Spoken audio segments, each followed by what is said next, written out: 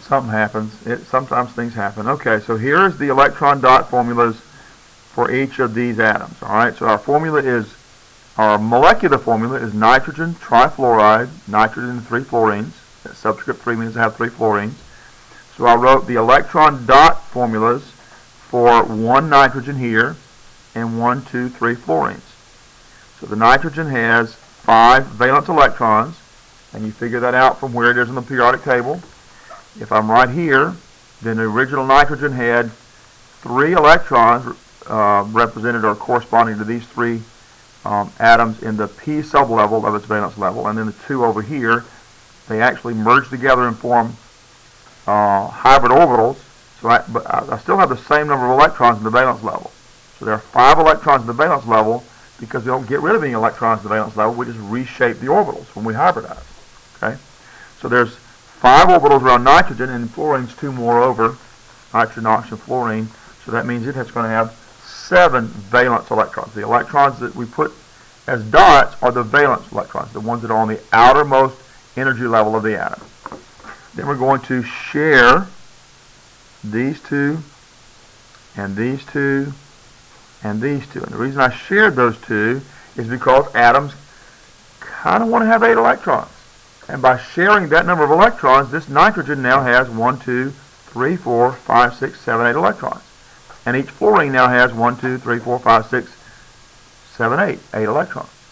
But because they're sharing these 2, both the nitrogen and the fluorine have access to them, and that gives them a full valence level by doing this. All right, so now what I've got, I went from just having electron dot formulas to a sharing arrangement. From the sharing arrangement, I'm going to squeeze the electron dots between the atoms, and I get the Lewis dot formula. Now, in the Lewis dot formula, I still have to have those lone pairs around the outer atoms. Okay? All right, so that's the Lewis dot formula. From the Lewis dot formula, I just count the sets of electrons around the central atom, the one that I'm interested in. 1 set, 2 sets, 3 sets, 4 sets.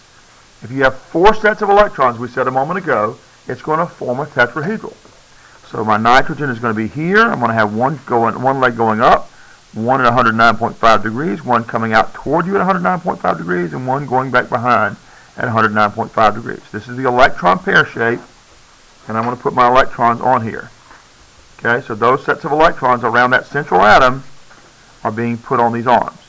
From that, then, I'm going to plug element symbols on as many pairs as I need to. And I have 3 elements around that central atom that are sharing 3 sets of electrons. So 3 of these sets are going to be replaced with the element symbol. So I'm going to put a fluorine here. I'm going to put them there. It doesn't really matter which 3 you put them on. I'm going to put them here. And there's the lone pair sitting up there that I haven't bonded anything to. So this is a tetrahedral modified electron pair shape. This is a tetrahedral electron pair shape. And if I remove the electron pair, guys, now listen, what you need to do is to redraw exactly the same drawing as you had before. Okay? We're just going to erase that line up there. If you don't do that, you're going to get the wrong drawing down here. All right, now this is a molecular shape, but it's not called bent like water.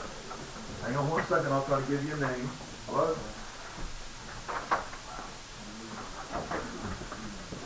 Okay. This is basically forming this kind of shape. Kind of like a 3-sided pyramid. So I'm going to call this a trigonal. You need to write this down. Pyramidal. And this is a molecular shape because I've gotten rid of all the lone pairs. Now, your test is you need to do your review. Monday. Okay? I would recommend you go ahead and do the practice test, which is on the website. But I'm not going to make you do it. But if you don't turn it in on the day of the test, then you're not going to get credit for it.